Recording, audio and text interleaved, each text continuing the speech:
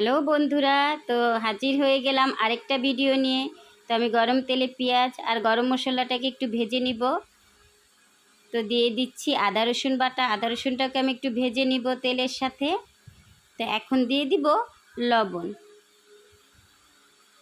তো এখন দিয়ে দিচ্ছি একটু পানি।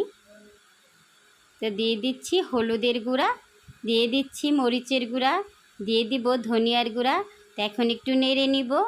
তো এইটা আমি একটু নেড়ে নিচ্ছি। তো দিয়ে দিচ্ছি একটু গোলমরিচের গুঁড়া। গোলমরিচের গুঁড়াটা দিয়ে আমি একটু মশলাটাকে কষিয়ে নিব। তো এখন দিয়ে দিচ্ছি মুগ ডালগুলো। মুগ ডালগুলোকেও আমি একটু কষিয়ে নিব। তো মুগ ডালগুলো আমার কষানো শেষ। তো এখন আমি দিয়ে দিচ্ছি মুরগির গিলা কলিজাগুলো। এগুলোকে আমি একটু কষিয়ে নিব। এই তো আমি একটু নেড়ে নিচ্ছি। এই তো কষানো শেষ। তো এখন আমি দিয়ে দিব পরিমাণ মতো পানি। তো পানিটা আমার দেওয়া শেষ। এখন আমি একটু ঢেকে দিব। এই তো আমার তরকারিটা একটু বলক এসে পড়েছে। তো আমি একটু নেড়ে দিচ্ছি,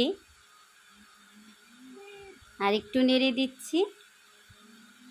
এই তো তরকারিটা আমার হয়ে এসেছে। তো দেখা হবে আবার আমার পরবর্তী ভিডিওতে। আল্লাহ হাফেজ বন্ধুরা।